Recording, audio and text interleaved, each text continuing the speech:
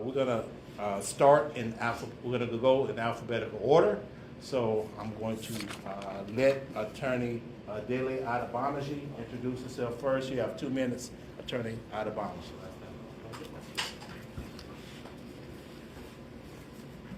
Good evening, ladies and gentlemen. Good evening. My name is Dele Adebamiji. People have pronounced my name whichever way they like. I don't mind. I know who you're talking about once you can pronounce it. Well, I always tell people that I was born in Achafalaya, okay? But some people believe me and some don't. Well, I'm originally born in Nigeria, Africa, and God has transplanted me in Baton Rouge, Louisiana. I've been in Baton Rouge for over 40 years, and I think I've met some of you all, or I've done one thing or the other for some of you all. That's what they call community. If you're in my community, I get to meet you. I get to know you. You get to know me. There are things I can do for you because you're in my community. That is what I'm supposed to do for my community. I'm supposed to give to my community. I'm supposed to build my community. And that's what I'm doing for my community. So meeting most of you in one way or the other, is God wanted it to happen that way. And I always make this joke. I say, if you look on the ballot sheet, I'm number 1. That's because God wants me to be number 1 in this race, right? So it's not by fault, it's not by mistake, it's providence. Now, I'm going to tell you this. I went to Southern University. I always call myself Southern man. Southern University made me. My bachelor degree was in Southern University. My master degree was in Southern University. My law degree was in Southern University. So if you're looking for a true Jaguar, here I am. Okay? I'm telling you that I'm a true Jaguar. But, I've practiced law in this community for over 35 years. And I don't think that's my best achievement, though. My best achievement of practicing law is the fact that I'm able to coach soccer while I was practicing. And I coached soccer for almost 11 years. I even coached Vicky's son, for quite a while. And I'm proud to say all those young men I coached in those days, they are in colleges, they are getting married, and they are calling me. And that makes me happy. Okay, because why? I invested in the youth of this community. Okay, what would I do if I can invest in the youth of this community? God brought me here. I'm successful. Okay, I don't beg bread. So why can't I help the community? I think for some people, I've done divorces also. I've done child support for those who can't afford it. But what I'm saying is that if you're looking for somebody who's not only qualified as a judge, but qualified as somebody that can give back to the community, you're looking at him right here. I can tell you that I'll stand my qualification and my achievement against anybody in Baton Rouge. I don't care who you are. I've practiced in federal court. I've taken a case from the beginning all the way to the United States Supreme Court. I've argued before the Louisiana Supreme Court. I've practiced in federal court. I've practiced both in Western, Eastern, and Middle. You name it, I've done it. So getting ready for day 1 as the judge of this particular state is not a problem. I believe that since I'm from this community, I know what my community needs. I know when my community feels me. I know when my community needs something. And it behoves on me to be able to contribute to it. Why? Because I'm not an outsider from this community. And also, if you look at the qualification of a judge, number 1, you have to be patient. Number 2, you got to be impartial. Number 3, all those little things. You got to be truthful to yourself. You got to be truthful to the people. If you cannot be truthful for little things, how will you be truthful on the bench? That's something we all need to find out. That's all we all need to know. So not only am I serving as a judge, in my older age, I got ordained as a priest. And I never thought it was possible, but it happened, and I'm doing it. And I think I'm enjoying it because I will also bring it to the bench. Okay? I will also bring it to the bench. I will not force anybody to be a Christian, but at least I can use the lesson I learned from there to also get on the bench. And when we talk about crime in East Baton Rouge, we know the crime of violent crime is rising, and we have to do something in order to make sure those kind of things get dealt with. But right now, I'm saying that, for this particular moment, I'm the most qualified to be a judge in this particular race. Thank you very much, and I guess I'll have the opportunity to address you again. Thank you. Attorney Jones? Okay, we're gonna start with, I am gonna follow the rules. I was told that I can only take 2 minutes, so I'll start by introducing myself. My name is Vicky Jones, but the first thing I want to tell you is why I'm running for judge. Now, I've been asked that question quite often. Why am I doing this? I'm doing this for you. I'm doing this for the community. I have practiced law for the last 33 years. That is 3 decades. That's a long time. In the last 30 years, I practiced at every level of court. So I've gone to state courts, district courts, federal courts, the Supreme Court. I was even an adjunct, currently I'm an adjunct professor at Southern University. I attended LSU Law School, graduated from there. So I have the educational experience that it takes to be a judge, but I also have the life experience. Aside from being an attorney, I'm also a mother. I'm a mother to my son, wonderful son, who has graduated from college, who has and currently in law school. So I know what it's like to work, to be a working mother, and to still hold down a job. And so for me, what's important is that when you come before my courtroom, I'm gonna treat people the way that I would want you to treat my son. I look at the people that come into my courtroom as if, it's my own child. So I wanna treat you with fairness. I wanna treat you with respect. I'm gonna use the experience that I have gained over the last 30 years to address some of the issues that are in the court. I wanna look at people holistically, which means that you can't just look at a charge on a criminal case. You have to look at the person. Let's look at how that person came to be in the court and what got them there. We have a lot of issues in our community that although they're not founded in a law in particular, they do have to be considered by the court. We have mental health issues, you have homelessness issues. You have people, and you have to consider their issues when you consider them when you come to court. So I'm asking you guys to put your faith in me to be the person that will do the job based on the experience in the courtroom and based on my life experiences. So I ask that you support me. Thank you. Thank you. Attorney Thomas? Excuse me. I think that's yours. Thank you. My name is Vernon Wesley Thomas, son of Vernon Palmer and Sarah Moody Thomas, grandson of Parish, Wesley Moody, and Carolyn Moody. And never more has that been important as when I see people in the audience who knew my Aunt May, Reverend Mary Moody, and what she meant to the community. And I'm going to deviate a little bit from the typical stump speech because as I was talking to you, Ms. Charisma, I was going to put you on blast, and I told you that. I recognize that what I believe the people want from a judge is fairness, accountability, compassion, and efficiency. And I believe with that face card, and it's easy to remember because everybody has it, I can truly show that I am the candidate that can best bridge the gap between younger voters and older voters with a 360-degree perspective because I have been a prosecutor in the military and the civilian world. I have been a public defender. I have been a staff attorney for 2 separate criminal district court judges. I have had a very, very lengthy military practice advising generals. I've had a robust civil practice as a result of taking over my father's practice in New Orleans. And I've also been an entertainment attorney as well as a father. And bringing all of those to bear, I do believe that on October 11th, the voters will breathe a collective sigh of relief knowing that they've elected the right person. And I believe that that's me, Vernon Wesley Thomas, number 4 on your ballot. Thank you. Thank you. I'd like to thank all the candidates. As stated, this is the election season. For them to be here is a great sacrifice, and having them here means a lot to our community.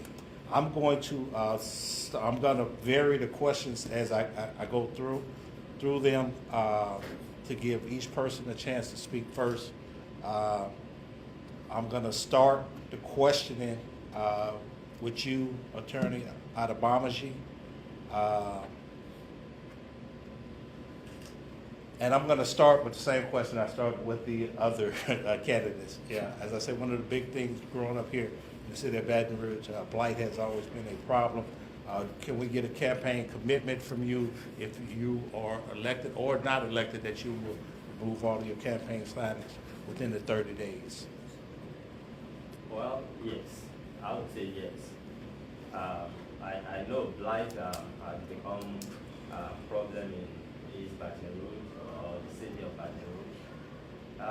I've been out there and I've seen some of these blights, and I found out that some of them are used as crack houses and some other stuff. And I think the city council is doing a whole lot trying to tackle the issue of blights. So all I can do is join forces with what the city council is doing and help to tackle that issue too. Thank you, Attorney Adebamiji. Attorney Jones? Thank you for starting with something easy. As far as the signs are concerned, yes, I can for sure say that they will be removed in 30 days. My team will tell you I am very particular about where signs are and very particular about them keeping up with where we're putting signs so that they can be removed. I don't want to be the person who 6 months after the race, you're still seeing my signs out there. So yes, I will have them removed within 30 days. 6 months is six years I'm sometimes. guilty. It's still I'm guilty. Yeah, 6 years sometimes. No. Attorney Thomas, do you have a plan? Do you agree with that, and do you have a plan? Yes, and I will take them down myself, as I've put many of them up myself. And it will be within 30 days. It will probably be within a week, period. Okay, thank you, Attorney Thomas.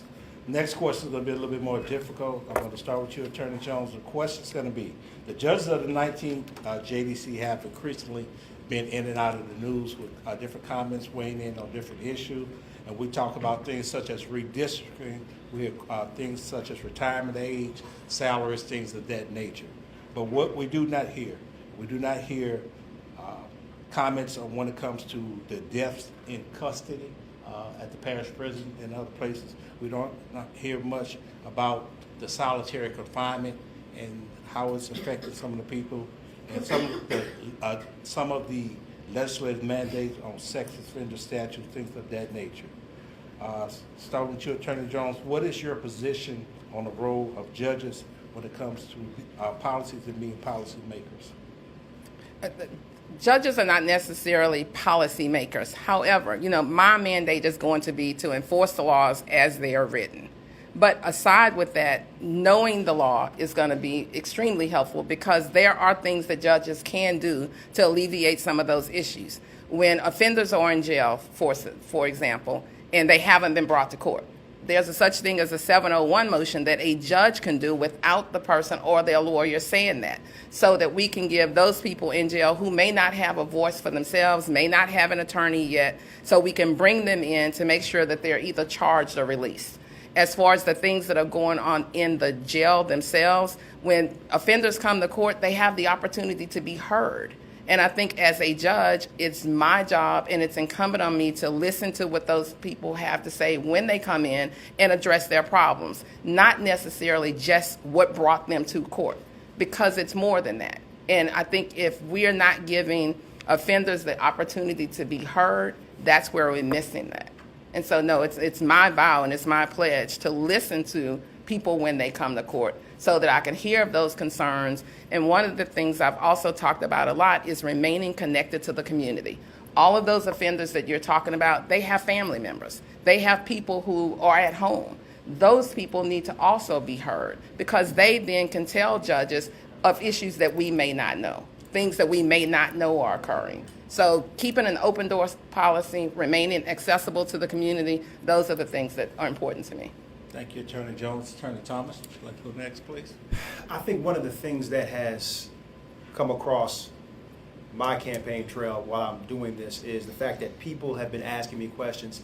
For example, I actually did kind of a question and answer session over at Henry Turner's Club on North Street, and people were asking me questions about infrastructure and about economic development. And I had to unfortunately tell some people that's not necessarily what a judge's role. A judicial position is usually very reactive, and we are coming in on the heels of legislators actually legislating laws into existence. And I do believe if we want to ensure that the laws are best served, for the people, that we make sure that we are part of the legislative process, at the very least, giving our input as to what's best for the community. Thank you, Attorney Thomas. Attorney Adebamiji? Well, judges are not policy makers. Correct. And all they can do is interpret the law. And whatever the law asks you to do, you're supposed to do it. If you can't respect the law, how are you going to help your community? And you've been a lawyer, you know how the law goes. They say if you commit crime, you go to jail for so months. And unless the judge has what they call discretion, the judge cannot deviate from what the law says if you practice criminal law to that extent. Now, for me, the question is, how does the judge use his or her own discretion when it comes to discretion? Who does the judge use that discretion for? What do you use that discretion to do? Do you use that discretion to help your community, or do you use that discretion to hurt your community? That's where a judge comes in. Even if somebody who is in jail comes in and says, I'm not well treated in the jailhouse, there's not much you can do. Ordinarily, even as a judge, you can't call the jailhouse, say, so hasn't gotten his medication, give him his medication. Nobody will listen to you because it will not work. So don't let us deceive ourselves that we're going to do something. All you can do is talk to your legislators and then in the legislators, so they can help and make policies that can help the prisoners. And in any which way a judge can help, the judge can pitch in there. But making the policy, the judge cannot make the policy. Okay, thank you, Attorney Adebamiji. Start with you this time, Attorney Thomas. The question is going to be, the 19th JDC has refashioned itself over the last 2 years by virtue of internal decisions that impact the entire community. This is like from implementing a commissioner's court to help out, also a variety of special courts, jurors court, veteran court, things of that nature. Do you see these changes as positive or negative, and why? I see the changes very much so as positive, especially with regard to Veterans Court. As a veteran myself, I understand that the needs of service members, especially after they leave the service, can be immeasurable, from finding housing to dealing with substance abuse issues, and it bleeds over into the criminal justice system. And so from that perspective, I've seen Veterans Court be incredible. I've seen drug court actually help people with substance abuse issues. And I've also seen the commissioners take a load off of the judges in terms of making sure that call out and bail are set very, very expeditiously. Okay, is there any other type of course or any other, off the top of your head, that you would like to see fashion? A mental health court would probably be a good court to be fashioned, just because it bleeds over into so many different aspects of the law. Okay. Thank you, Attorney Thomas. Attorney Adebamiji? Well, many years ago, I've always advocated. I've been practicing for over 35 years. Believe me, I've seen plenty, okay? And I advocated that we should have commissioners. Not only should we have commissioners, those commissioners should be given the authority to be able to decide all those misdemeanor cases. If they can, if they can administer like petty theft, he stole a cigarette, he stole some lunch meat, that would take the load off of the district court itself, not only making bonds.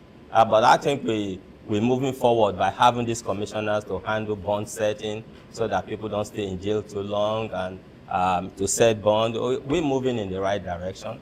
But right now, we still need more from the commissioners. And on the mental issue, I've addressed a judge one time to say, hey, look, this lady has mental problem, and you put her on probation. If you put a mental person on probation, how in the heck is that person going to make that probation? You cannot. The only thing you're going to keep doing is keep picking him up on the street, under the bridge, and you're still locking him up. And sometimes you send these people to jail, they almost kill them because they beat them up. So those kind of things are changing little by little. I've seen that the court is having some specialized court now, but prior to that, we've really fought for it, and what we can do is keep working on it until it gets to the stage that these people will be taken care of also. Okay, is there any other type of specialized services for courts you think need to be addressed? Well, right now, I think what I would have said was the veterans, but they already created that and they're working on it. The only thing I would have loved for the court to have also is to have a way to deal with traffic tickets, and so they can have a better understanding rather than having all those full log of people who have bench warrant because they won't come to court for the traffic tickets. Okay. Attorney Jones? Yes, I do believe that having the commissioners and having the specialized courts, I think that's necessary. That way people are getting the special attention they need with respect to problems that they're having. One of the things that I was very proud of and happy to see happen was the domestic violence court. I've had a client who was the victim of a domestic violence, and had the court had a specialized division to address the issues that were facing her and to be able to look at it a lot closer, the outcome may have been a lot different. So cases are treated different, and they have different circumstances and there are different elements with different cases. So having the specialized divisions allows those divisions to look at the nuances of those particular crimes. And I think that's going to help both the victims, the defendants, and the community. So with respect to the court having you have the specialized drug court. That then is going to look at drug offenses differently than you're going to look at a theft case. So if you have courts that have those specializations, the community is served and the victims are served. Everybody benefits from that.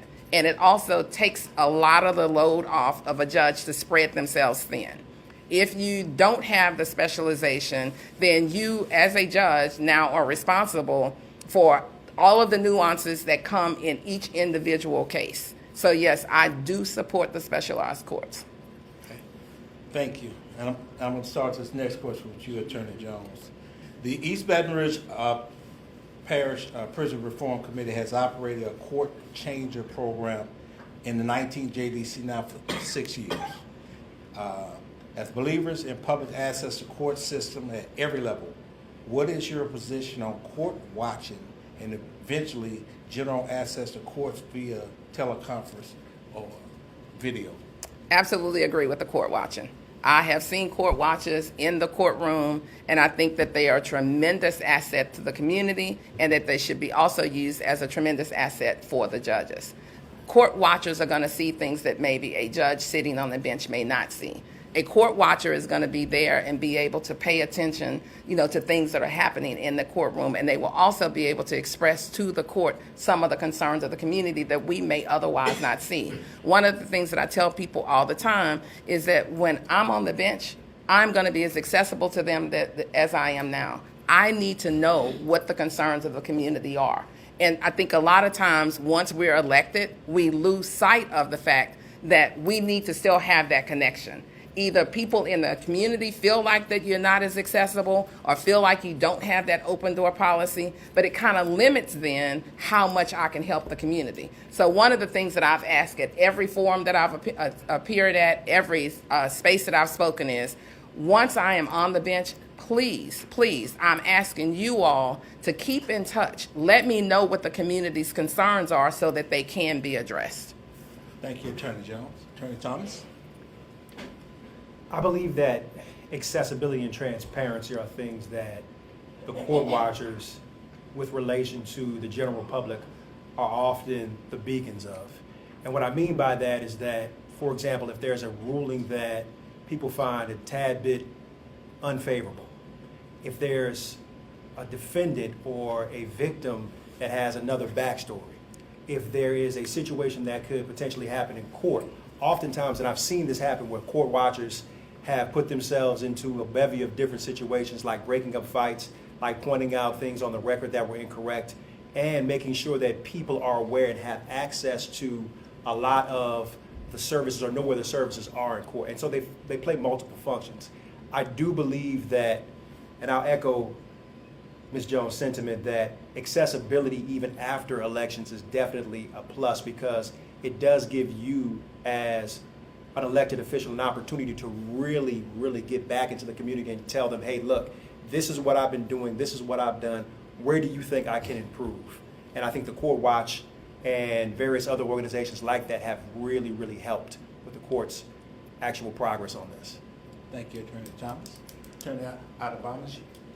Well, you know, for me, where I like the court watchers is that there are some things some lawyers can say, and there are some things some judges cannot do. Let's be realistic. Yes, sir. You know, but if the court watcher sees that the way justice is being administered, okay, it's not even, they can bring it out. They can call a spade a spade. You know, sometimes you go into the courtroom, you think that, you know, there's one set of law for one set of people, there's one set of law for some other people. That's how justice is in America, and that's how it goes. That's the court watcher's responsibility to, you know, to call this out, because most lawyers can't call it out because they're scared of the Bar Association, and most judges can't do anything because they're scared of the judiciary. But that's how it is. 35 years of experience showed me that, and I've seen that that's how it happens. So court watchers can do a lot of things, and you know, they can help us. They can help us to try to make justice, at least even to make it a fair, you know, playing field. So for me, court watchers do a lot. But I cannot sit down here and tell you that if I'm an elected judge, okay, my door will be 24 hours open to you. I'll be lying to you. It's not possible, because I'm going to have things to do. Okay, that doesn't mean I forgot you, or that doesn't mean I don't remember you, but I just can't have an open door policy. No judge in 19th JDC have open door policy, but that does not mean that I will ignore you. Okay, I can't overpromise what I know I cannot achieve. I would like to be factual with my people. You need help? Let me know. You need help? I will have secretary, I will have law clerk. By that, we all can work together. But what I'm saying is that, you know, some people go get there and they forget their people. But that's not what I'm bent to do. I'm sent to do different things. Thank you, Attorney Adebamiji. At this time, I want to be fair to the audience and give you a chance at this time. If there's any questions from the audience or any of the audience members, please acknowledge, raise your hand or be acknowledged. Yes, ma'am.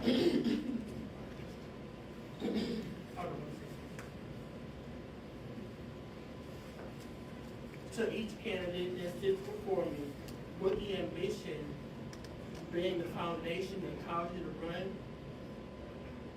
is it beneficial or detrimental, and why so? Did y'all hear the question?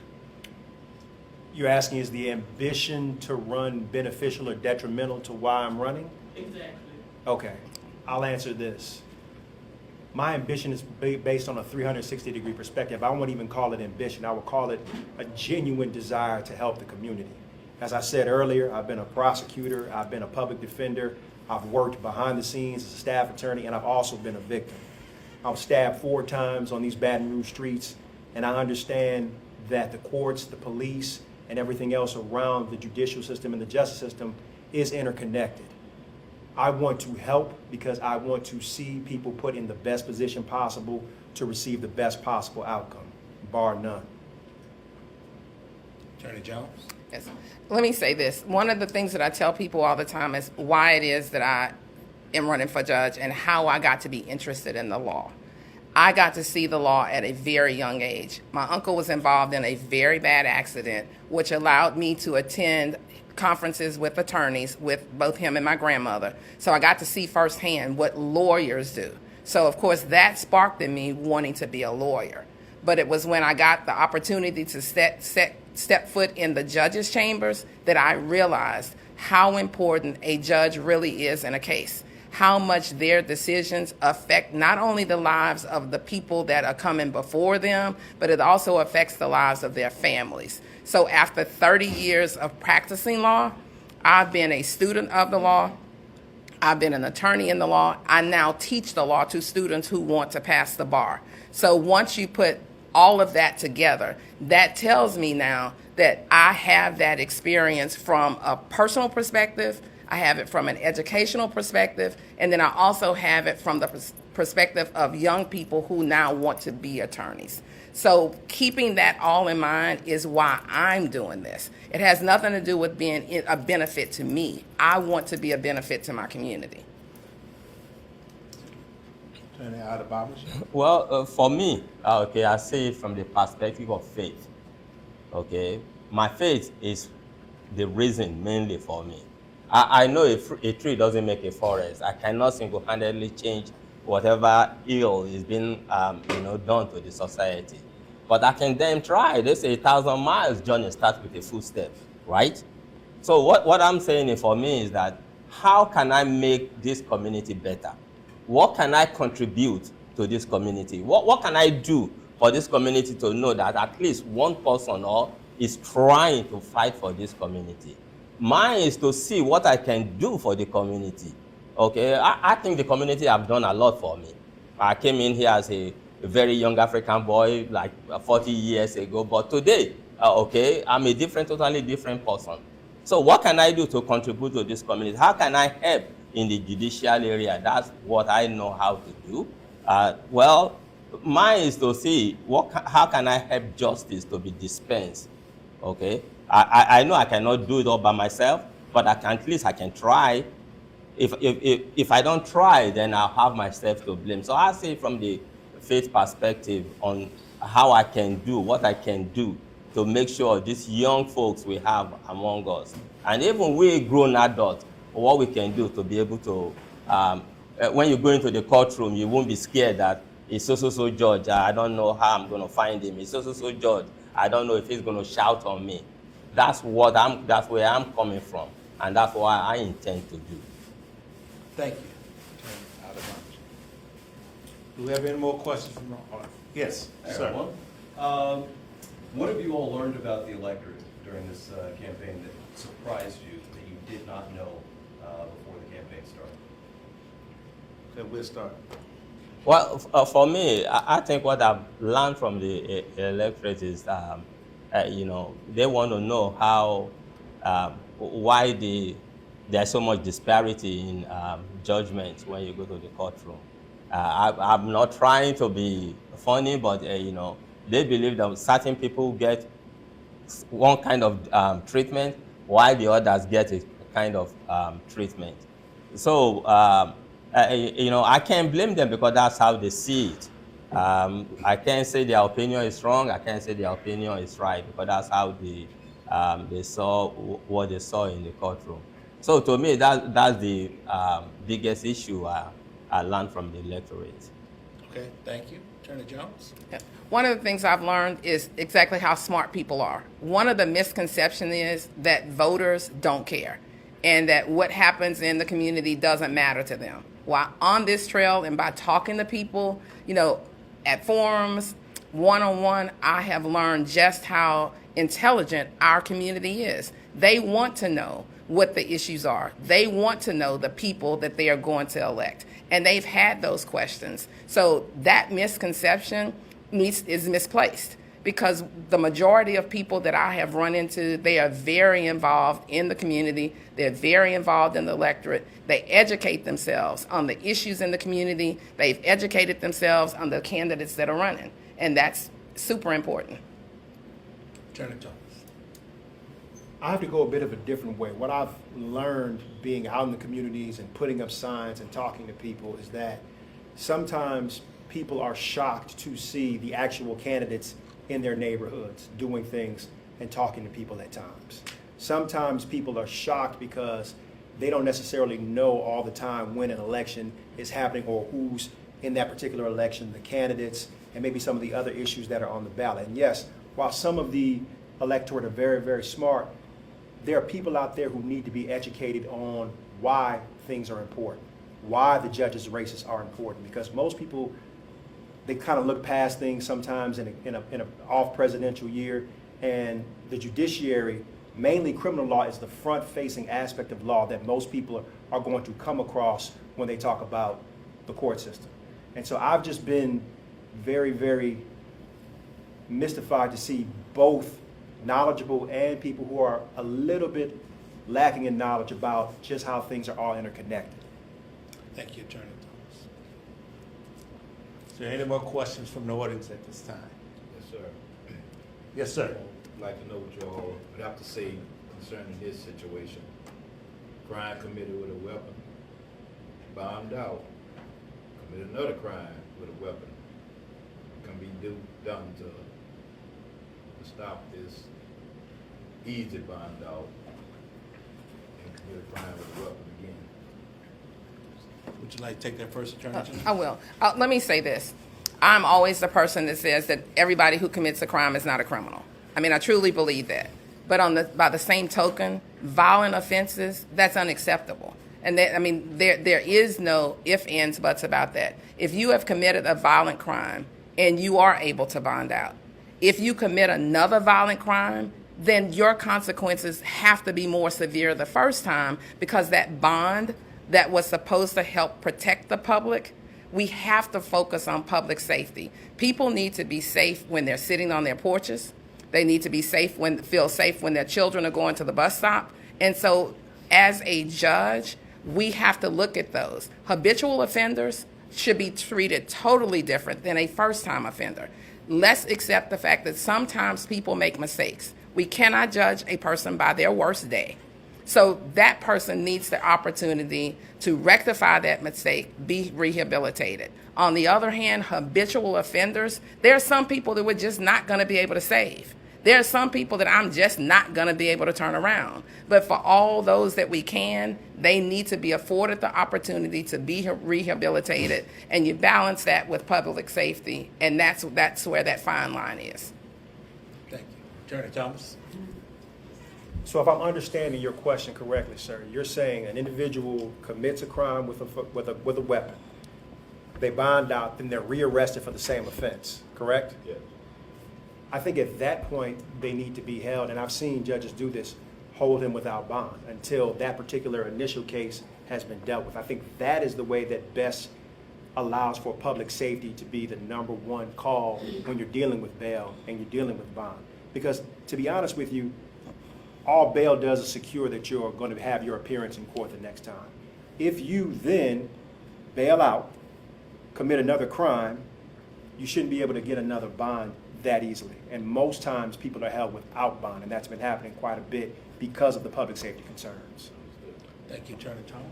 Attorney Adebamiji. Basically, if you commit a crime with weapon, all these things have degrees. But if you commit a crime with weapon, I think they should set a bond for you, the kind of bond that will make you think twice when you get out if you're going to commit another one.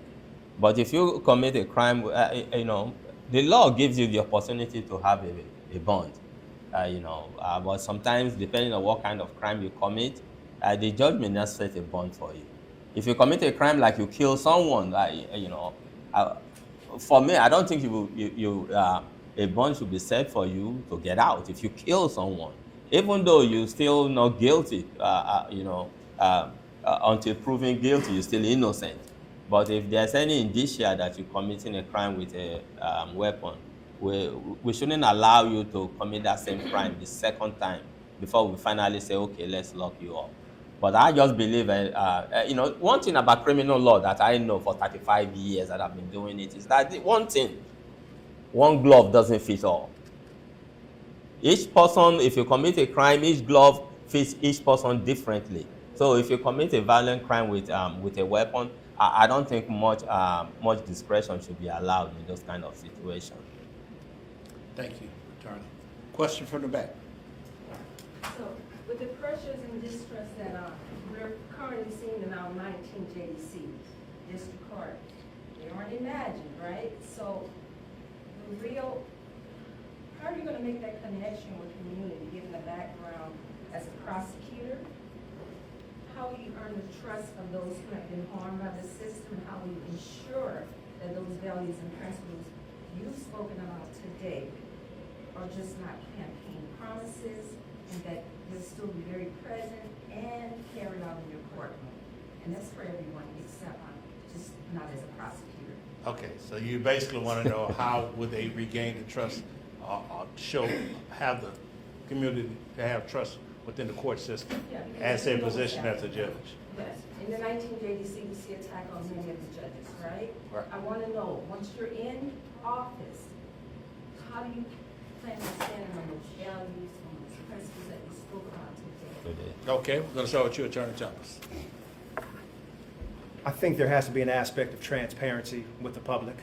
I think that news media outlets want to have an end to what's going on in and behind the scenes. I think also that judges need to make sure that they understand that every ruling that they make, every decision that they make, every time they bang the gavel, somebody in the public is affected. What I can say for myself is that fairness is definitely one of the principles that I stand on, by treating everyone as equally as possible, not treating everybody the same, because as Mr. Adebamiji said, one glove doesn't fit all, and I've said this in previous forums, that there is definitely a gradation when it comes to offenses. You do not treat somebody who's alleged to have committed homicide the same way as you have somebody who's stolen from Walmart to eat. It's just not the same. And every decision that you make, you have to be willing to stand on it. So for me, accessibility and transparency are the ways that you definitely improve relations with the public, so that everybody knows that every ruling that you make is fair and balanced. Thank you, Attorney Thomas. Attorney Adebamiji. Well, we all said that the electorate are smart. They're not dumb. But, even when you're campaigning, they know the kind of people you may, or the kind of person you will turn out to be as a judge. Well, I've never been a prosecutor. Let me say this clear. I've always been a defense counsel. And I'm saying this based on the fact that, my clients, I don't advertise, and I've been practicing for 35 years, and I'm not short of clients. Why? Because it's word of mouth. It's one person to the other. They know who you are. They know the kind of person you are. They know if you BSing them, or they know if you're real, and they know, what your heart is. So I say this to say, you may not have the opportunity or how to gauge our hearts now that we're on campaign trail. On campaign trail, people will tell you anything until they get there. But for me, I can only talk about Dele Adebamiji. My faith will prohibit me from lying to you. As an ordained priest, I cannot do that. If I can't do it, I just won't try at all. So I'm praying to God that I still be the same Dele Adebamiji when I get there. That's all I can tell you right now. Thank you, Attorney Adebamiji. Attorney Jones. As I understood your question, you're asking basically how we're going to change when we're on the bench and how I'm going to keep the promises that I've made. I guess who I am has been both a blessing and a curse. I mean, I am the same person all the time, whether that's whatever group I'm in. I've been both a prosecutor and a defense attorney, but neither changed who I am. I mean, I approach the law with the same way. I approach people the same way. So what side of the fence I've been on doesn't change that. And I'm going to take that same person. I work hard. I work hard for my clients individually. I will work hard for the community on the bench as a whole. I won't change who I am. And like I said, that has sometimes worked for me as a blessing. Sometimes, people know before I get there. They know what my reputation is. And I'm going to have that same reputation on the bench. I follow the law. I study the law. And I'm going to do what I'm hired to do. Okay, I want to be fair. Is there any more questions from the audience? Yes, ma'am. I just want to know, anybody on the panel, I'm Pastor Hatch, and I represent Angola Parish Prison. Yes, ma'am. And Jets Prison. And I get a lot of complaints of abuse in the prison by the guards, and no one will hear them. So I want to know from anyone up there, what is their solution, what they would do to try to solve the problem, that these people will be heard. I've complained it on days, I've never got results. They have complained about these abuse and all, and I know one of my stepsons that will be almost to death, and nothing was done about it. It was just a hush up, and and they're just only making it worse because they're making them angry, making them bitter, towards the walls and trusting no one. So what can we do to solve that? Or what would you do to solve that problem? Okay, Attorney Jones, would you like to tackle that? Let me just say this. Vicky Jones, as the judge, can't do a lot about that, unfortunately. Because if there's somebody that's in prison and they're suffering these abuses in prison, I can only handle the cases that come before me. That's Vicky, the judge. But Vicky Jones, as the person, I am here to listen to those concerns and reach out to other community leaders, other people, that are involved with prison reform or with other areas to say, hey, look, this is what a constituent has told me. This is a problem that they have brought to me. While I cannot address that problem from the bench, I can then put those bugs in people's ears so that they pay more attention to it. Attorney Thomas? Just because somebody's in the Department of Corrections and they may have a diminished expectation of privacy, as you will, doesn't mean there aren't other rights that can be afforded to them. I want to know from you, have they exercised their prisoner suits? Some. Have those prisoner suits actually been heard by the 19th JDC? Because the commissioners in the 19th JDC are specifically tasked with hearing those particular types of suits, and they've been doing a pretty good job of ensuring that as many as of the suits come in, that they are continually reviewing them for efficiency purposes. So, yes, the judge can't necessarily do anything about it, but there are other aspects in the 19th JDC that can, and the commissioners are the ones that hear it. So technically the courts are doing something about it. But if you want to ramp up that particular type of action, I would suggest maybe getting with people in your community, the organizations, and your legislators and congresspersons and councilpersons to make sure that these particular types of issues stay in the forefront, because I know it's very, very important to you. Yes, it is. Okay. Attorney Adebamiji? Well, I can boldly say I'm one of those who, in the 1993, 94, I used to file civil rights suits against Baton Rouge City Police. I really don't care because, hey, that's what I went to law school for. So I do file a whole lot of civil rights cases. I did a whole lot of civil rights cases when most lawyers are running away from it. So what I can tell you is that if you have those kind of situations, a lawyer is more powerful than a judge in that situation, because a judge cannot really handle that situation. You need lawyers who are very vast in civil rights cases, and who can investigate those things, and they can file federal lawsuits. I think a lot of those kind of suits are in federal court right now, as we speak. So that's one time the judge is useless to you, and a civil rights lawyer is more important to you. And now you can talk to the NAACP too, that this is what we have, and so that they can investigate these kind of things. And I think I've helped them a lot in doing most of those things. I've worked with the NAACP for free to see if we can resolve those kind of issues. But those are the lines you will have to do. Thank you, Attorney Adebamiji. I want to be respectful of everyone's time. But before we close, I want to give each candidate a minute or two at the most to just give us something that they may have missed, or question that they may have thought of, or perspective that they want to leave as your closing thoughts. We're going to start with you, Attorney Thomas. I'm going to give you the mic. Just give me your closing. Very quickly, Vernon Thomas. And the best way that I can describe myself is a father, soldier, lawyer, and a man. And with FACE, which means fairness, accountability, compassion, and efficiency, I really do believe that what we are looking for as a community can be achieved with a 360-degree perspective on justice. I've heard your prisoner suit question. I've heard what you believe someone needs to have in terms of characteristics for being on the bench. I've heard a lot of the questions, and there are a lot of people here that have known my family, known my legacy, known my history, and to a point have known me as a person.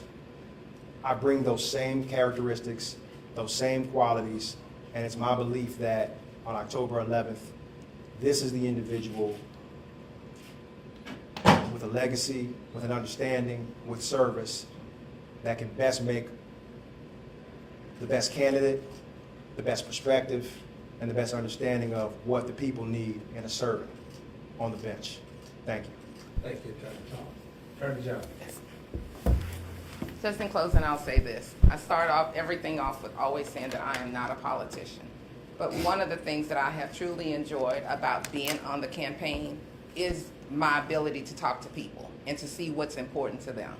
So the things that I am taking to the bench with me are my faith, family, and fairness. My faith is what's going to keep me grounded. It's the thing that's going to make sure that I have that check within myself that I am being fair to other people.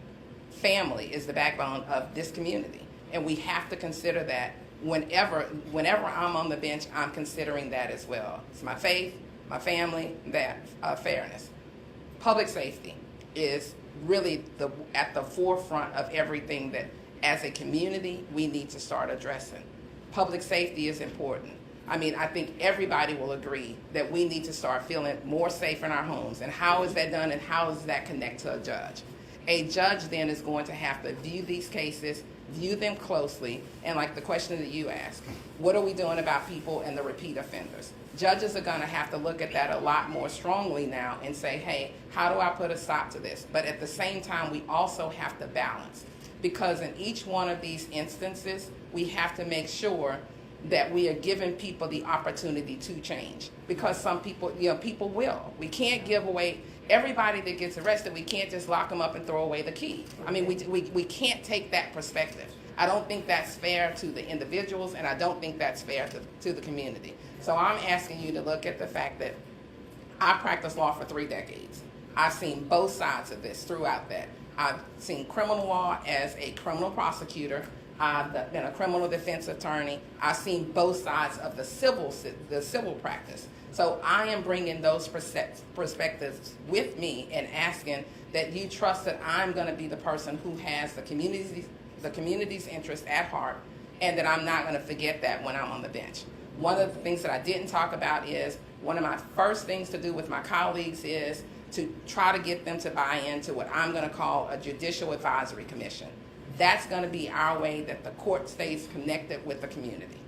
And so I'm Vicky Jones. I'll be number 3 on your ballot, and I ask for your support. Thank you. Attorney Adebamiji. Well, first of all, let me thank you all for listening to our pitches. Okay, I call it pitches because that's what we're doing today, so they can consider what we've been saying.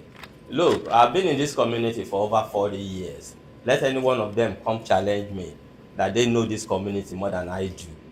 Okay, I live in this community. I have 4 girls. I have 5 children. The boy is no longer, but I have 4 girls. They all went to school, Baton Rouge Magnet High School. All of them went through Baton Rouge Magnet High School.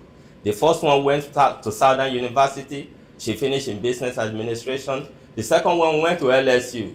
She's a medical doctor, gastroenterologist, specialist. The third one, he went to Louisiana Tech. Who is she? Industrial engineer. The fourth one, in dentistry school in New Orleans. East Baton Rouge can offer you a lot. It's a community where we all can enjoy. But for us to enjoy this community also, we have to look at, I have 4 girls. I don't want a rapist to be around my children. I don't want somebody who shoot to be around my children. And I don't want any harm to come to them. So that's why I'm fighting for this community. I live here, and this is where I pay my taxes, and this is where I've grown. I know the pulse of this community. That's why I say I'm the best candidate for this community. Charity, they say, begins at home. You need to look at that before you cast your vote. If you're talking about experience from day one, I practice law. And my specialty is not only in criminal law, I do civil law. Like I said before, I've met most of you during this period. So I'm telling you today, I'm not number 1 on the ballot for nothing. Okay, it's Providence. So go out there and vote number 1 as a judge. Thank you. All right, now, what does that mean?